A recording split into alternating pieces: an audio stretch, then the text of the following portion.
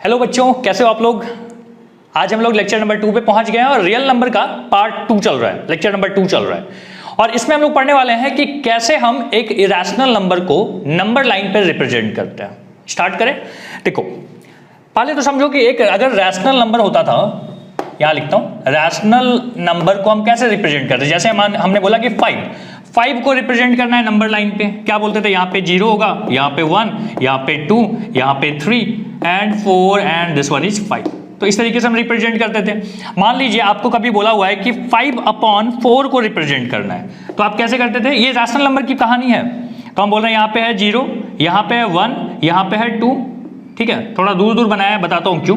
अब देखो यहाँ पे कितने डिवीजन बने हुए हैं, नीचे क्या लिखा हुआ है 4। तो आप लिखते हो कि एक डिवीजन जो है ना, इसको 4 पार्ट में डिवाइड कीजिए। ये 1, ये 2, ये 3 और ये चौथा। तो इसको बोला जाता है 1/4, इसको बोला जाता है 2/4, 3/4 एंड दिस इज 4/4, मतलब 1 हो गया। नाउ अगली बार फिर से क्या करना है, इतना ही 4 पार्ट में डिवाइड करनी है, 1, 2, 3 और ये 4। फिर आप बोलते थे दिस इज 5/4, यही तो आपको करना था। तो ये हो गया 5/4। तो ये कहानी थी रैशनल नंबर की।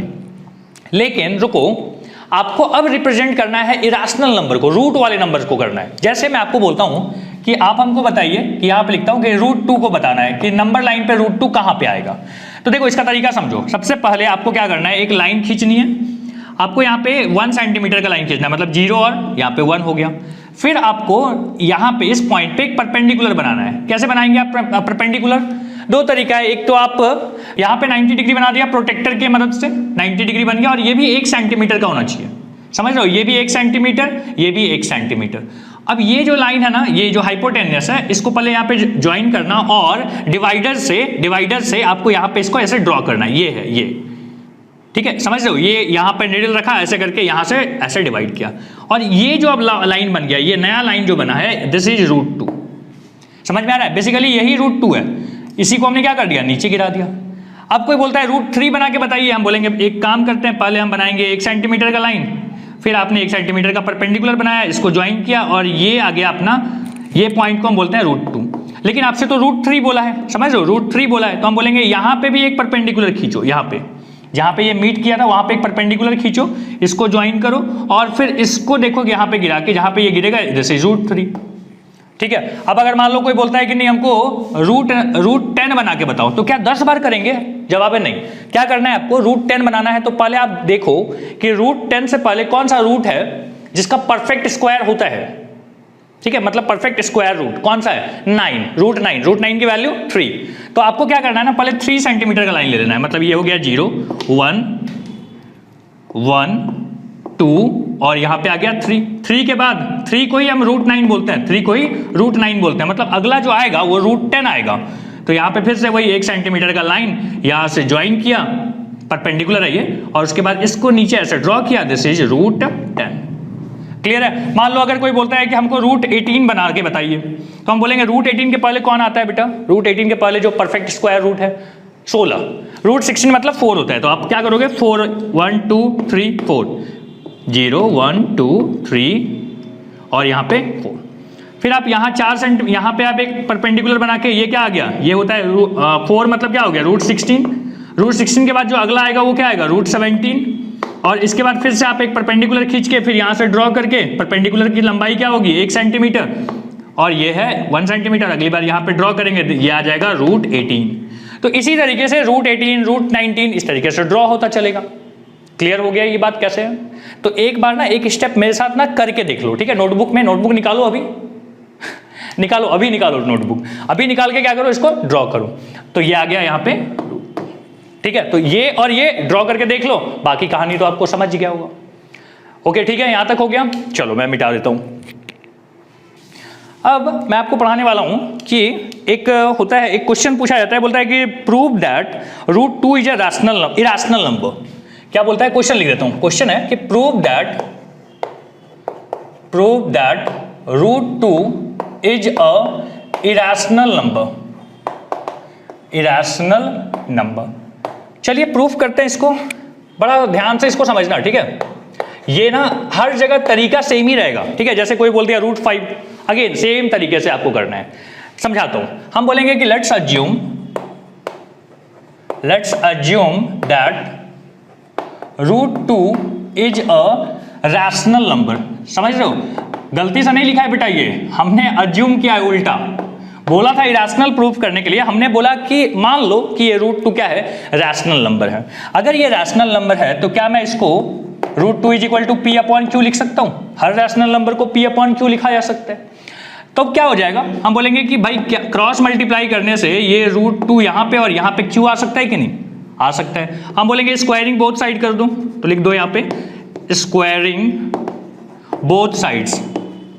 अगर आप स्क्वायरिंग बोथ साइड्स करोगे तो ये बन जाएगा p square is equal to root 2 का स्क्वायर, 2 यहाँ पे क्या आ गया, क्यू स्क्वायर। अब देखो p square is equal to 2 into something है, तो हम बोल सकते हैं कि p square is the factor of 2। P square 2 का फैक्टर है। अब समझो, अगर कोई नंबर मतलब पी स्क्वायर अगर 2 का फैक्टर है तो पी भी 2 का फैक्टर होगा, ये फैक्ट है, ठीक है। तो हम क्या बोलेंगे, so P is also factor of 2। अगर पी स्क्वायर 2 का फैक्टर है तो पी भी 2 का फैक्टर होगा। अगर पी 2 का फैक्टर है तो क्या मैं p is equal to 2 into something लिख सकता हूं? मान लो एम लिख दिया। अब यही वाली बात यहां पे पुट कर दो तो क्या आ जाएगा, देखो पी की जगह पे क्या लिखेंगे, 2m का whole square is equal to 2q square. क्या आ जाएगा, 4m square is equal to 2q square. 2 इससे यहां से कट गया। सो अब क्या आ रहा है, यहां लिख रहा हूं, क्या बोलेंगे, q square is equal to 2m square. अगर आपने नहीं लिखा है तो मैं हट जाता हूं, पहले लिख लो इसको। हो गया, वीडियो को रोक के आराम से लिखो आगे। अब बोल रहे हैं कि q square is equal to 2 into something है, तो इसका मतलब क्या हो गया, q square is the factor of 2। अगर q स्क्वायर 2 का फैक्टर है तो क्या होगा, सो q is also factor of 2। अब समझो, p भी फैक्टर था 2 का, q भी फैक्टर है 2 का, मतलब p बाई q के बीच में एक कॉमन फैक्टर आ जाएगा। हम बोलेंगे since p and q both have a common factor। अब देखो, जब भी ना, यहां समझना इस बात को, p बाई क्यू जब हम लिखते हैं ना तो ये इनके बीच में कोई कॉमन फैक्टर नहीं होता है। अगर हुआ तो पहले कट के लिखाता है, ठीक है, मतलब p और q के बीच में कोई कॉमन फैक्टर नहीं होना चाहिए था। हमने जो सोचा उससे चला, तो हमने बोला कि भाई p और q के बीच में एक कॉमन फैक्टर है। ऐसा कैसे हो सकता है, इसका मतलब है मेरा अजम्पशन ही गलत है। हम बोलेंगे so we can conclude that it is अ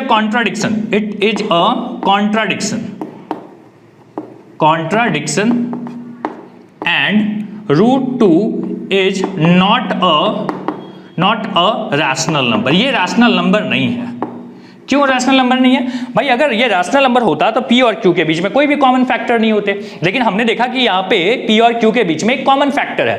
अगर कॉमन फैक्टर है इसका मतलब ये रैशनल नंबर हो ही नहीं सकता, और ये रैशनल नंबर नहीं है तो क्या होगा, it is a irrational number. यहां लिख देते हैं कि it is a root 2 is a irrational number. देखो ये लिखने में थोड़ा सा बड़ा लगता है लेकिन समझने में बड़ा नहीं है। समझो, वापस समझाऊं मैं कि वीडियो प्ले करके देख लोगे दोबारा? अच्छा, प्ले करके देख ले, चलो ठीक है। सेम चीज ही बोलने वाला था, यहां तक ना आराम से इसको कॉपी करो। और एक ना प्रैक्टिस के लिए मैं यहां पे एक सवाल दे देता हूं, prove that root 5 is a irrational number. ये मैं नहीं करवाऊंगा अभी, ठीक है। एक्सरसाइज में भी ऐसे क्वेश्चंस होंगे तो ये मैं नहीं करवाऊंगा, ये आपको करना है, अभी करना है, ठीक है। वीडियो को रोको, आराम से इसको सॉल्व करो, देखो आपसे बात बन रही है कि नहीं, ठीक। चलिए अब जो है ना, अब मैं आपको एक्सरसाइज स्टार्ट करवाता हूं। तो पेज नंबर पलट लेते हैं एक्सरसाइज के लिए। देखो मेरे पास ये जो है ना, ये बुक है, ठीक है, बुक है, उसका जेरोक्स निकाला हुआ है, ठीक है। मेरे पास बुक नहीं थी तो मैंने जेरोक्स निकालवा लिया है, ठीक है। नहीं तो लगा सर चीटिंग कर रहे हो आप। आओ चलो देखते हैं, हम लोग देख रहे हैं प्रैक्टिस कौन सा ये प्रैक्टिस सेट 2.2 है। इसका फर्स्ट क्वेश्चन देखते हैं। बोलता है हम लोग को शो दैट क्या 4 root 2 is a irrational number. बोलता है भाई ये 4√2 जो है इसको बता दीजिए कि रैशनल नंबर है। आप समझो जब भी ऐसे क्वेश्चंस आ गए ना, मतलब √2 के अलावा √2 √3 इसके अलावा कुछ और चीज़ें आ गई ना, तो उसको करने का एक हमारे पास सिंपल तरीका होता है। कैसे बताता हूँ, हम बोल सकते हैं कि क्या बोलेंगे, late assume that 4√2 is a rational number. वही कि रैशनल नंबर है। अगर ये रैशनल नंबर है तो क्या लिख सकता हूँ, 4√2 इज इक्वल टू P/Q। ठीक है, तो अब आप बोलो कि √2 इज क्या, P/4Q। अब समझो ये √2 जो है बेटा ये तो इरेशनल नंबर है, तो हम बोलेंगे, और ये क्या है, ये सेट क्या है, ये है रैशनल नंबर। हम बोलेंगे हियर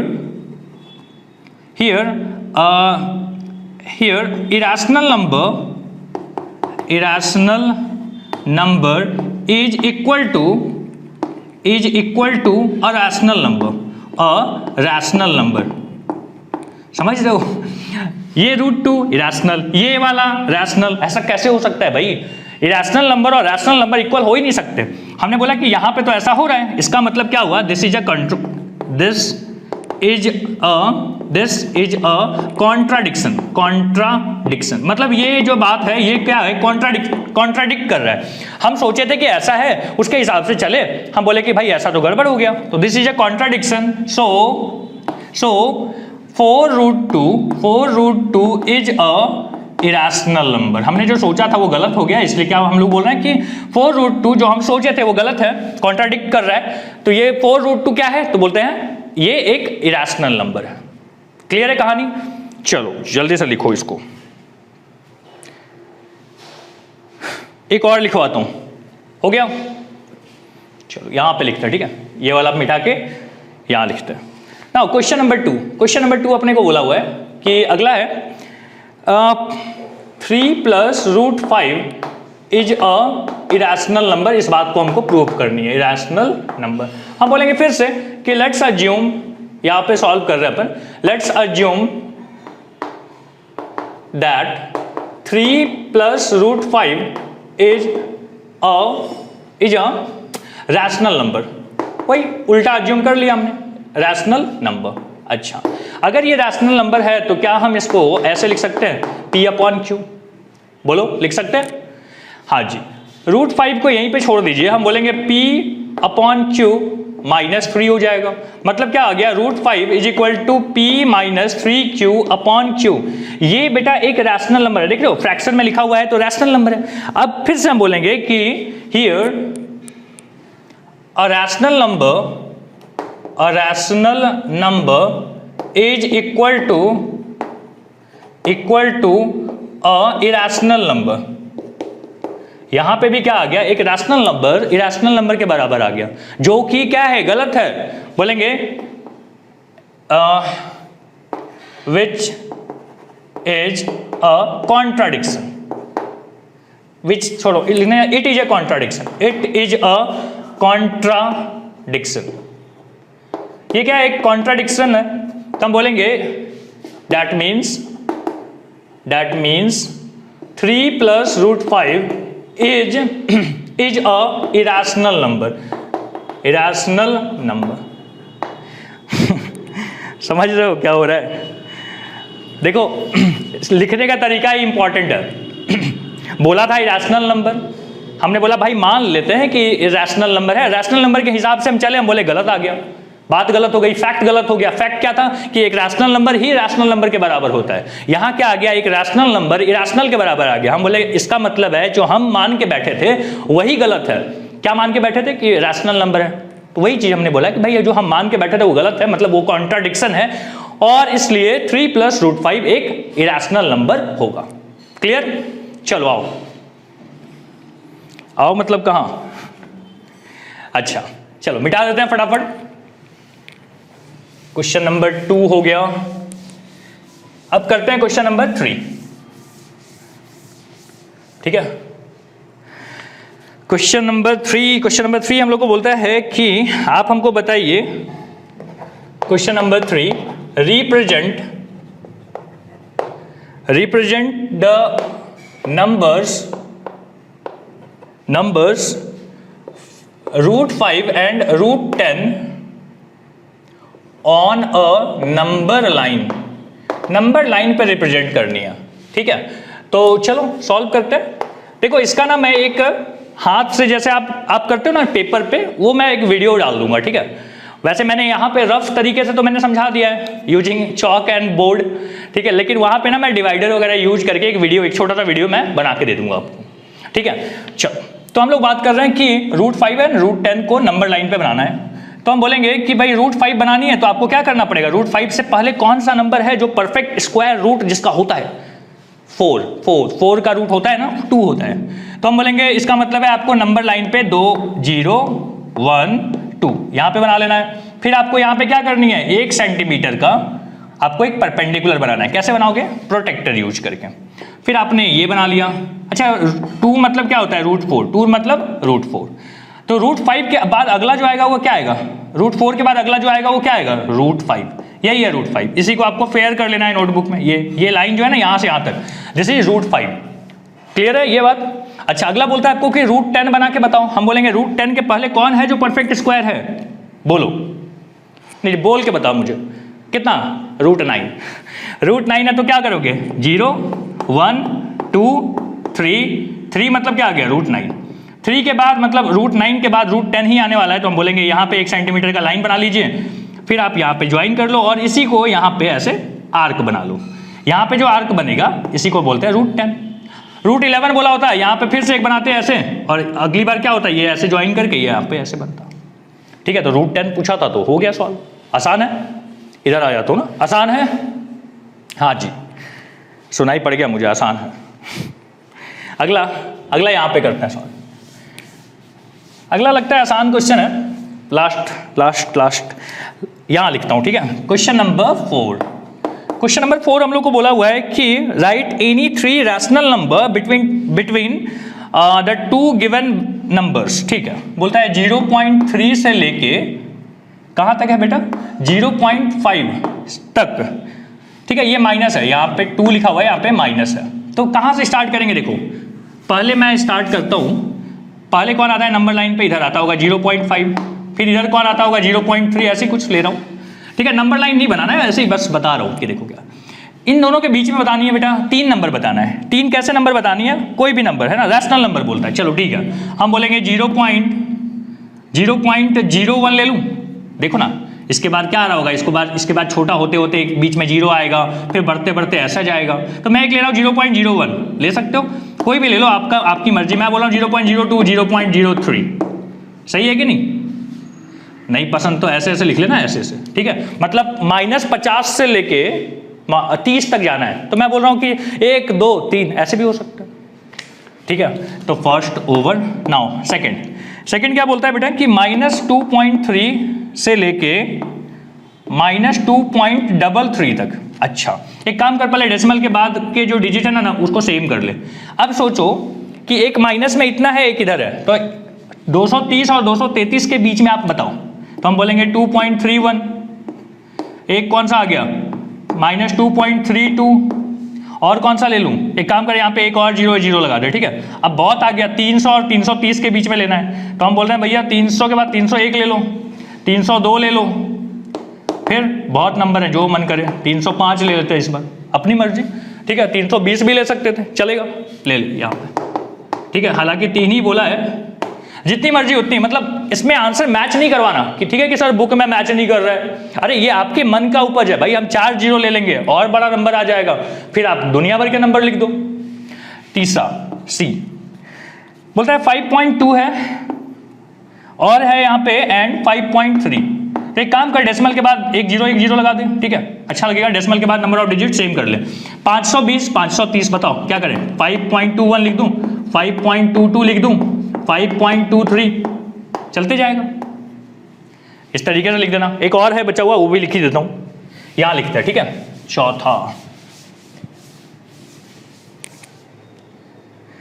चौथा है अपने पास ये वाला, दिया हुआ है कि -4.5 और दिया हुआ है 2 -4.6।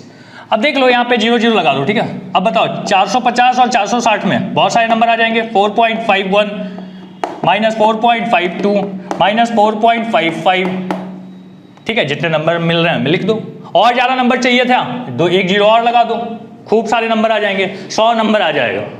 ठीक है, सो इस तरीके से हमने ये एक्सरसाइज 2.2 यहाँ पे कंप्लीट किया। नेक्स्ट क्लास में जब हम लोग मिलेंगे तो वहाँ पे हम लोग कुछ और चीज़ें सीखेंगे और एक अगला एक्सरसाइज भी वहाँ पे कंप्लीट करेंगे। Thank you.